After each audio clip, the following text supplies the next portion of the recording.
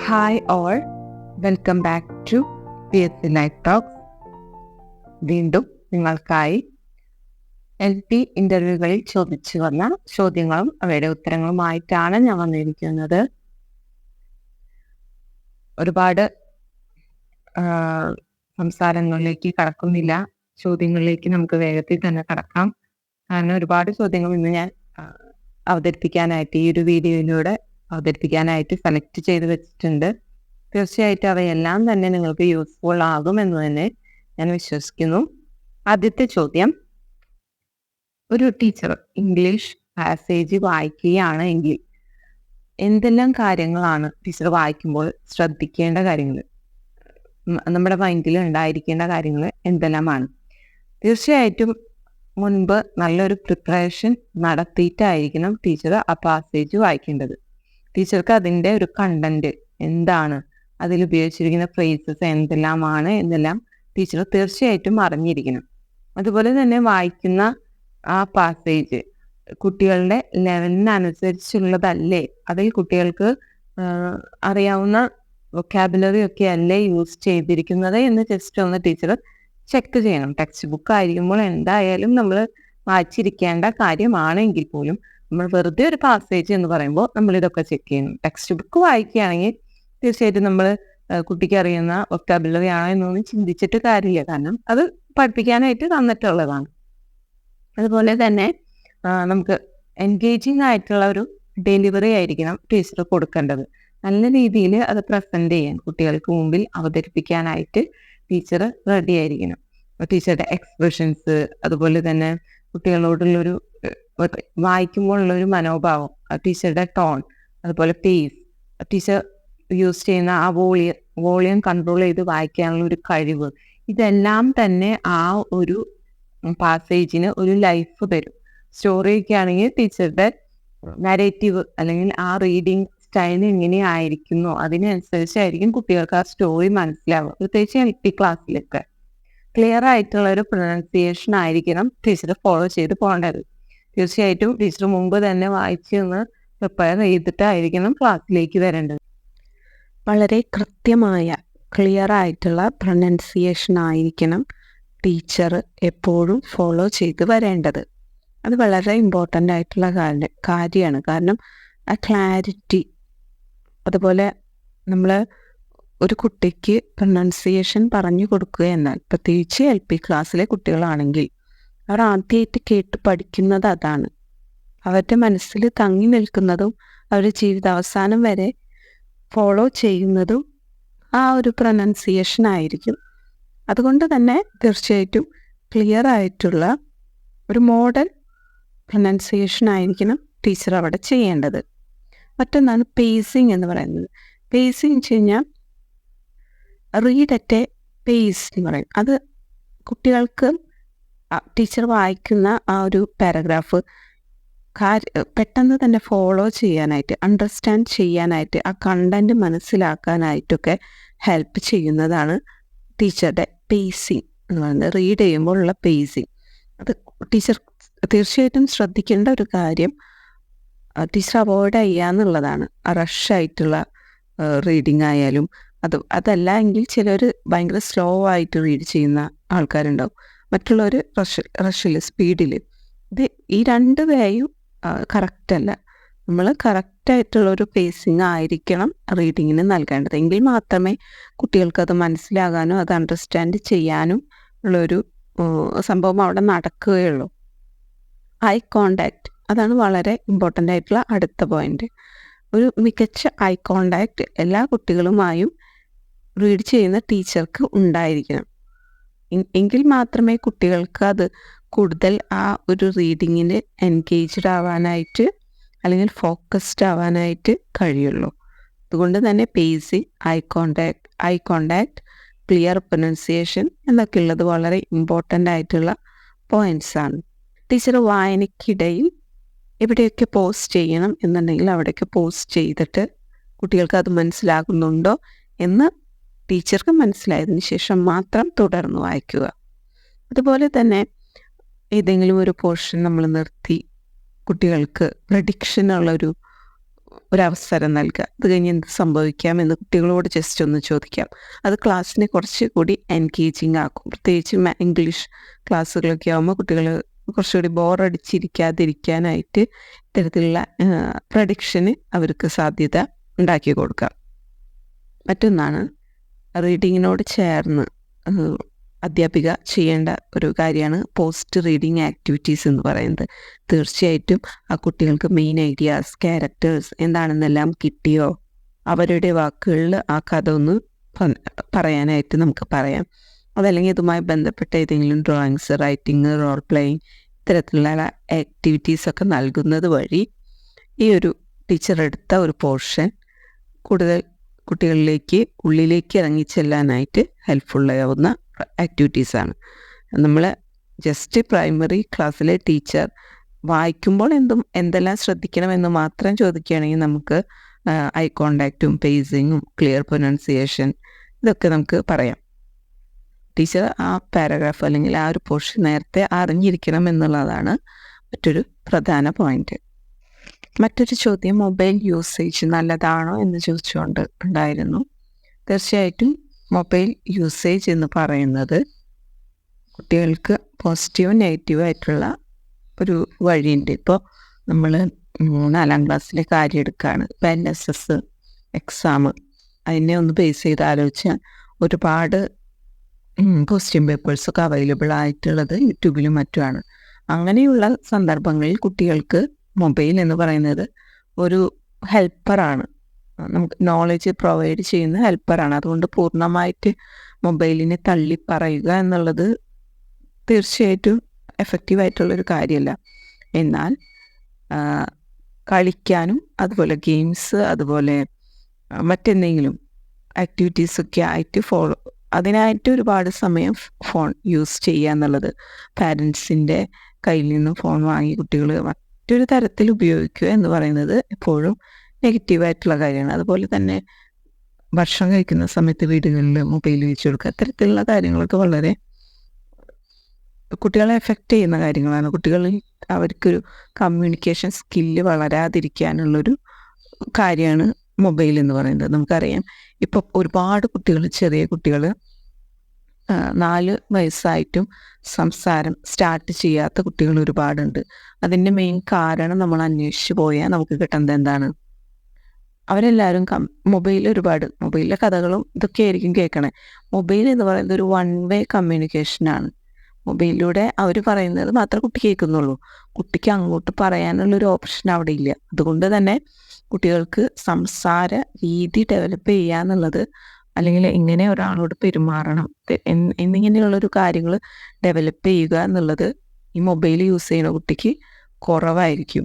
അതുകൊണ്ട് തന്നെ mobile usage എന്ന് പറയുന്നത് ഉപകാരത്തെക്കാൾ ഉപരി ഒരു ദോഷമായിട്ട് നമുക്ക് പറയാവുന്ന കാര്യമാണ്. എങ്കിൽ പോലും കുറച്ച് പോസിറ്റീവ് സൈഡ്സ് അതിനുണ്ട്. അത് രണ്ടും ഉൾപ്പെടുത്തിക്കൊണ്ട് നമുക്ക് ഉത്തരം ഇൻ്റർവ്യൂ ബോർഡിന് മുമ്പിൽ അവതരിപ്പിക്കാം. മറ്റൊരു പ്രധാന ചോദ്യം സംഖ്യാവ്യാഖ്യാനം എന്താണ് എന്ന് ചോദിച്ചിട്ടുണ്ട്. എന്താണ് സംഖ്യാവ്യാഖ്യാനം? ഒരു സംഖ്യയുടെ വിലയെ പല സംഖ്യകൾ ഉപയോഗിച്ചിട്ട് എത്ര തരത്തിൽ എഴുതാം എന്നുള്ളതാണ് സംഖ്യാവ്യാഖ്യാനം എന്നതുകൊണ്ട് ഉദ്ദേശിക്കുന്നത്. അതായത് 8 എന്ന സംഖ്യ, ഇതിനെ പല സംഖ്യകൾ ഉപയോഗിച്ച്, അതായത് 7 + 1 8, 6 + 2 8, 5 + 3 8, 4 + 4 8, അങ്ങനെ വ്യത്യസ്ത സംഖ്യകൾ ഉപയോഗിച്ചിട്ട് ഈ ഉത്തരത്തിലേക്ക് എത്തുകയാണ്. ഇതിനെയാണ് സംഖ്യാവ്യാഖ്യാനം എന്നതുകൊണ്ട് ഉദ്ദേശിക്കുന്നത്. ഒരു സംഖ്യയുടെ വിലേനെ പല സംഖ്യകൾ ഉപയോഗിച്ച് എത്ര തരത്തിൽ എഴുതാം എന്നുള്ളതാണ് സംഖ്യാവ്യാഖ്യാനം. റിപ്പീറ്റഡ് ആയിട്ട് ചോദിച്ചു വരുന്ന ചോദ്യം ആയതുകൊണ്ടാണ് ഞാൻ പറയുന്നത് സംഖ്യാവ്യാഖ്യാനം എന്താണെന്ന് അറിഞ്ഞിരിക്കുക. കേന്ദ്ര വിദ്യാഭ്യാസ മന്ത്രി, അതുപോലെ കേരളത്തിലെ വിദ്യാഭ്യാസ മന്ത്രി, ഇതൊക്കെ ചോദിച്ചിട്ടുണ്ട്. ഞാൻ ഓൾറെഡി പറഞ്ഞൊരു ചോദ്യമാണ്. അത് മറ്റൊരു ചോദ്യത്തിനോട് ചേർന്ന് പോയത് കൊണ്ട് നിങ്ങൾ ശ്രദ്ധിച്ചിട്ടുണ്ടോ എന്നറിയില്ല. കേരള വിദ്യാഭ്യാസം കേന്ദ്രത്തിൻ്റെ ഏത് വകുപ്പിലാണ് വരുന്നത് എന്ന് ചോദിച്ചിട്ടുണ്ട്. മാനവ വിഭവ ശേഷി മന്ത്രാലയം. MHRD നമ്മൾ ഓൾറെഡി പറഞ്ഞതാണ്. കഴിഞ്ഞ ദിവസം സ്കോളർഷിപ്പുകളെ പറ്റി പറഞ്ഞു. അതിൽ നമ്മൾ പറഞ്ഞു NMS, അതായത് 8ാം ക്ലാസ്സിലെ കുട്ടികൾക്കായിട്ടുള്ള സ്കോളർഷിപ്പിൽ ആ സ്കോളർഷിപ്പ് പ്രൊവൈഡ് ചെയ്യുന്നത്, അതായത് അതിൻ്റെ തുക നൽകുന്നത് മാനവ വിഭവശേഷി വകുപ്പ് മന്ത്രാലയം MHRD ആണ്. കേന്ദ്ര സ്കോളർഷിപ്പാണ്. അതൊക്കെ നമ്മൾ അന്ന് കഴിഞ്ഞ ദിവസം പറഞ്ഞിരുന്നു. അത് കൂടുതൽ വിശദമായിട്ട് വീണ്ടും ഞാൻ പറയുന്നില്ല. അപ്പോൾ അതുമായി ബന്ധപ്പെട്ട് നമുക്ക് കണക്ട് ചെയ്യാവുന്ന ഒരു ഫാക്റ്റ് തന്നെയാണിത്. കേരള വിദ്യാഭ്യാസം കേന്ദ്രത്തിൻ്റെ ഏത് വകുപ്പിൽ വരും? മാനവ വിഭവ ശേഷി മന്ത്രാലയം എന്നുള്ളത് ഇമ്പോർട്ടൻ്റ് ആണ്. തീർച്ചയായിട്ടും ജസ്റ്റ് അറിയാത്തവരൊന്ന് നോട്ട് ചെയ്ത് വയ്ക്കുക. പിന്നെ തുടർന്ന് നമുക്ക് ചോദിച്ചിട്ടുള്ള മറ്റൊരു ചോദ്യം, സ്കൂൾ ആൻറ്റി ഡ്രഗ് പ്രോഗ്രാംസ് ഏതെല്ലാമാണ് എന്ന് ചോദിച്ചിട്ടുണ്ട്. ലഹരി വിരുദ്ധ ദിനം എന്ന് പറയുന്നത് ജൂൺ 26 തീർച്ചയായിട്ടും അതറിഞ്ഞു വയ്ക്കുക. ജൂൺ 26 ലഹരി വിരുദ്ധ ദിനം എന്ന് പറയുന്നത്. തീർച്ചയായിട്ടും ഈ ആൻറ്റി ഡ്രഗ് പ്രോഗ്രാംസിൽ നമുക്ക് ഉൾക്കൊള്ളുന്ന കാര്യങ്ങളാണ് മുക്തി എന്ന് പറയുന്നൊരു പ്രോഗ്രാം. അതുപോലെ തന്നെ സ്കൂൾ ഗ്രൂപ്പുകളിലുള്ള ആൻറ്റി ഡ്രഗ്സിനെ കുറിച്ചുള്ള അവബോധം, അതിനായിട്ടുള്ള ക്ലാസ്സുകൾ എടുക്കൽ, ഇതൊക്കെ ഇതിനോടനുബന്ധിച്ച് വരും. അതുപോലെ NCC, സ്കൗട്ട്, ഇതൊക്കെ ഇത്തരത്തിലുള്ള ആൻറ്റി ഡ്രഗ്സ് പ്രോഗ്രാംസിന് വേണ്ടിയിട്ട് നിലകൊള്ളുന്ന സംഘടനകളാണ്. NCC, സ്കൗട്ടൊക്കെ. അത് ബാക്കി സോഷ്യൽ സർവീസ് എന്നതിലുപരി ഇതും ഒരു സോഷ്യൽ സർവീസാണ്. അപ്പോൾ ഇതിനൊക്കെ വേണ്ടി പ്രവർത്തിക്കുന്ന സംഘടനകൾ ഏതെല്ലാം എന്ന് ചോദിച്ചാൽ നമുക്ക് NCC, സ്കൗട്ട്, ഇതൊക്കെ ഇതിന് ഹെൽപ്പ് ചെയ്യുന്ന തരത്തിൽ, അതായത് ഈ NCCയിലെയും സ്കൗട്ടിലെയും അംഗങ്ങളെല്ലാം തന്നെ ആൻറ്റി ഡ്രഗ്സ് ആക്ടിവിറ്റീസിൽ പങ്കാളികളായ വ്യക്തികളാണ്. അതുപോലെ അതിൻ്റെ ക്യാമ്പുകൾ, ഇതൊക്കെ തന്നെ നമുക്ക് ഇവിടെ പറയാവുന്നതാണ്. ആൻറ്റി ഡ്രഗ് പ്രോഗ്രാംസ് ചോദിച്ചു കഴിഞ്ഞാൽ നമുക്കിതൊക്കെ പറയാം. ജൂൺ 26 എന്നുള്ളത് ലഹരി വിരുദ്ധ ദിനമാണ് എന്നുള്ളതും ജസ്റ്റ് ഒന്ന് നോട്ട് ചെയ്ത് വയ്ക്കുക, ചോദിച്ചിട്ടുണ്ട്. ഓക്കെ. ഒരു പ്രധാനപ്പെട്ട ചോദ്യം, യൂണിഫോം അതുപോലെ തന്നെ പുസ്തകങ്ങൾ, ഇതൊക്കെ നമ്മുടെ സ്കൂളുകളിൽ എത്ര ക്ലാസ് വരെയുള്ള കുട്ടികൾക്കാണ് നൽകുന്നത് എന്ന് ചോദിച്ചിട്ടുണ്ട്. 8ാം ക്ലാസ് വരെയുള്ള കുട്ടികൾക്കാണ് യൂണിഫോമും ബുക്സൊക്കെ ഫ്രീ ആയിട്ട് നൽകുന്നത്. അതുപോലെ സമേതം സമ്പൂർണ്ണ റിപ്പീറ്റഡ് ആയിട്ട് ചോദിക്കുന്നുണ്ട്. സമേതം എന്ന് പറയുന്നത് സ്കൂൾ ഡാറ്റ ബാങ്കാണ്. സ്കൂളിനെ പറ്റിയിട്ടുള്ള ഡാറ്റ ബാങ്ക് എല്ലാം ഉൾപ്പെട്ട് വരുന്നതാണ്. സ്റ്റുഡൻസ് ഡാറ്റ ബാങ്കാണ് സമ്പൂർണ്ണ എന്നത് സ്റ്റുഡൻസിൻ്റെ ഡാറ്റ ബാങ്കും സ്കൂൾ ഡാറ്റ ബാങ്കാണ് സമേതം എന്ന് പറയുന്നത്. ഓക്കെ. സയൻസ് ഡിഗ്രി മെയിൻ ചെയ്തവരോട് ചോദിച്ച ചോദ്യങ്ങളാണ്. ആവാസ വ്യവസ്ഥ, അതുപോലെ പകല് രാത്രി എങ്ങനെയാണ് ഉണ്ടാകുന്നത് എന്നുള്ള കാര്യങ്ങളൊക്കെ അവരോട് ചോദിക്കുകയുണ്ടായി. സയൻസ് ബേസുള്ള കുട്ടികളോട് ചോദിച്ച മറ്റൊരു ചോദ്യം, സ്കൂളിൽ വെള്ളം ശുദ്ധീകരിക്കുന്നത് എങ്ങനെയാണ്? തിളപ്പിച്ചിട്ടാണോ? ഏതെല്ലാം മെത്തേഡ്സ് ആണ് ഫോളോ ചെയ്യുന്നത്? അത് എത്രത്തോളം കുട്ടികൾക്ക് യൂസ്ഫുൾ ആണ്? അതായത് എത്രത്തോളം വെള്ളം ശുദ്ധീകരിച്ച് ലഭിക്കുന്നുണ്ട്? കിണറിലാണെങ്കിൽ എങ്ങനെയെല്ലാം ശുദ്ധീകരിക്കും? വെള്ളം ശുദ്ധീകരിക്കാനായിട്ട് എത്ര ഡിഗ്രി തിളയ്ക്കണം എന്നുള്ള ചോദ്യങ്ങളെല്ലാം തന്നെ എനിക്ക് തോന്നുന്നു സയൻസ് ബേസ് ചെയ്ത് കുട്ടികളോടാണ്, ഡിഗ്രിയൊക്കെ ഉള്ള കുട്ടികളോടാണ്. പക്ഷെ നമ്മളോടും ചോദിച്ചാൽ പറയാവുന്ന കാര്യങ്ങളാണ് എല്ലാം തന്നെ. 100 ഡിഗ്രി സെൽഷ്യസിലാണ് തിളയ്ക്കുന്നത് എന്നുള്ളതും, കിണറിൽ നമുക്ക് ഒരു കൃത്യമായ ഇടവേളകളിൽ ഗവൺമെൻറ്റിൽ നിന്ന് തന്നെ അതിലിടാനുള്ള ബ്ലീച്ചിങ് പൗഡറൊക്കെ നമുക്ക് ലഭ്യമാണ്. അത് എത്രത്തോളം അളവിൽ ഇടണം? അത് നേരിട്ടിടാമോ എന്നുള്ള ചോദ്യങ്ങളൊക്കെ ചോദിക്കാം. കാരണം അത് കോമൺലി എല്ലാവരും അറിഞ്ഞിരിക്കേണ്ട കാര്യമാണ്. നമ്മൾ വെള്ളത്തിൽ അതിനുള്ള ഒരു എമൗണ്ട് ഉണ്ട്. ആ എമൗണ്ട് വെള്ളത്തിൽ ഈ പൊടി കലക്കി വെച്ച് അതിൻ്റെ തെളി ഊറ്റിയിട്ടാണ് നമ്മൾ കിണറ്റിലേക്ക് ഒഴിക്കുക. അതൊക്കെ നമ്മൾ അറിഞ്ഞിരിക്കേണ്ട കാര്യമാണ്. അതുമായി ബന്ധപ്പെട്ട ചോദ്യങ്ങൾ പ്രതീക്ഷിക്കാം. ഇത്രത്തോളം ചോദ്യങ്ങൾ ചോദിച്ച സ്ഥിതിക്ക് അതിൻ്റെ അപ്പുറത്തേക്ക് കടന്ന് ഇനി ഒരു നെക്സ്റ്റ് ലെവലിൽ ചോദ്യങ്ങൾ വരാം. ഉച്ചഭക്ഷണ പരിപാടി എന്തിനാണ് എന്നൊരു ചോദ്യം അതിനോടനുബന്ധിച്ചുണ്ടായിരുന്നു. നമ്മൾ പറഞ്ഞിരുന്നു എത്രയാണ് ഒരു കുട്ടിക്ക്, പ്രൈമറി കുട്ടിക്ക് ലഭിക്കുന്ന തുക എന്നുള്ള കാര്യങ്ങളൊക്കെ നമ്മൾ കഴിഞ്ഞ ദിവസം ചർച്ച ചെയ്തിരുന്നു. എനിക്ക് തോന്നുന്നു 2 ദിവസം മുമ്പ് ഇട്ട വീഡിയോയിൽ അതിനെ പറ്റിയൊക്കെ പറയുന്നുണ്ട്. ഇതിൽ ചോദിച്ചിട്ടുള്ളത് എന്തിനാണ് ഉച്ചഭക്ഷണ പരിപാടി എന്നുള്ളതാണ്. തീർച്ചയായിട്ടും നമ്മുടെ പണ്ട് മുതൽ ആരംഭിച്ച ഒരു പദ്ധതിയാണ് ഉച്ചഭക്ഷണ പരിപാടി എന്ന് പറയുന്നത്. അത് കുട്ടികൾക്ക് മിക്കവർക്കും വീട്ടിൽ അതിനുള്ളൊരു സാഹചര്യം ഇല്ലാത്തതിനാലാണ് ഇത്തരത്തിലൊരു ഉച്ചഭക്ഷണ പരിപാടി വിദ്യാലയത്തിൽ പ്രാവർത്തികമായിട്ടുള്ളത്. പണ്ട് മിക്ക കുട്ടികളും കാലത്ത് തന്നെ ഒന്നും കഴിക്കാതെ ആയിരിക്കും വിദ്യാലയങ്ങളിലേക്ക് എത്തുന്നത്. അതിനെ തുടർന്ന് 4 മണി വരെ ഭക്ഷണം കഴിക്കാതെ ഇരിക്കുക എന്നുള്ളൊരവസ്ഥയുള്ള വിദ്യാർത്ഥികളുടെ അനുഭവങ്ങളിൽ നിന്നാണ് ഇത്തരത്തിലൊരു ആശയം രൂപീകരിച്ച് വന്നിട്ടുള്ളത്. നമുക്കറിയാം, ആദ്യകാലത്ത് മിഷണറീസാണ് ഇത്തരത്തിൽ സ്കൂളുകൾ സ്ഥാപിച്ചിട്ടുള്ളത്.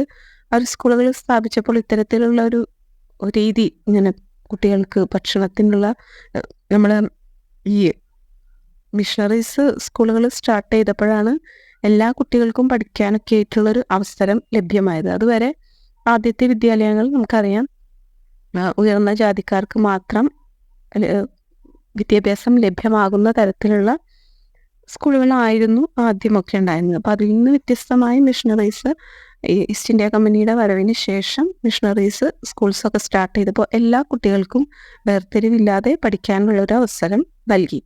ഇങ്ങനെ അവസരം നൽകിയപ്പോഴാണ് അവർ തന്നെ അറിഞ്ഞത് ഇത്തരം കുട്ടികൾക്ക് ഭക്ഷണത്തിനുള്ളൊരു ബുദ്ധിമുട്ട് ഒരുപാടുണ്ട്.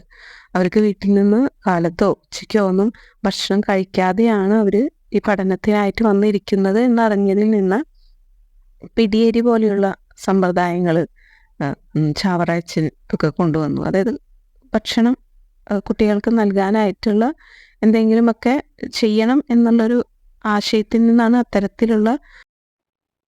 അത്തരത്തിൽ നിന്നുള്ള ഒരു ഐഡിയ ഒക്കെ വന്നത്. തീർച്ചയായിട്ടും ഈ നമ്മുടെ കേരളത്തിൽ വിദ്യാഭ്യാസം ആരംഭിച്ചത് മുതൽ തന്നെ ഇത്തരത്തിലുള്ള ആശയങ്ങൾ നിലനിന്നിരുന്നു. പല വ്യക്തികളായിട്ട് ആരംഭിച്ച ഒരു ഐഡിയ ആണ്. എങ്കിൽ പോലും ഇന്ന് വളരെ സക്സസ്ഫുള്ളായിട്ട് പ്രാവർത്തികമാക്കുന്നു എന്നതിൽ നമുക്ക് അഭിമാനിക്കാം. തീർച്ചയായിട്ടും ഈ വീഡിയോയിൽ നിന്ന് ഒരുപാട് ചോദ്യങ്ങൾ എനിക്ക് ഉൾപ്പെടുത്താൻ കഴിഞ്ഞു. നിങ്ങൾക്ക് ഏവർക്കും ഇതിലെ ഓരോ ചോദ്യങ്ങളും യൂസ്ഫുൾ ആകുമെന്ന് തന്നെ വിശ്വസിക്കുന്നു. നല്ലൊരു ഇൻ്റർവ്യൂ ആശംസിക്കുന്നു. എവർക്കും ഷെയർ ചെയ്യുക വീഡിയോ ഇഷ്ടമായെങ്കിൽ. അതുപോലെ ലൈക്ക് ചെയ്യുക. നിങ്ങൾ ലൈക്ക് ചെയ്യുമ്പോഴാണ് നിങ്ങൾ ഇത്രയും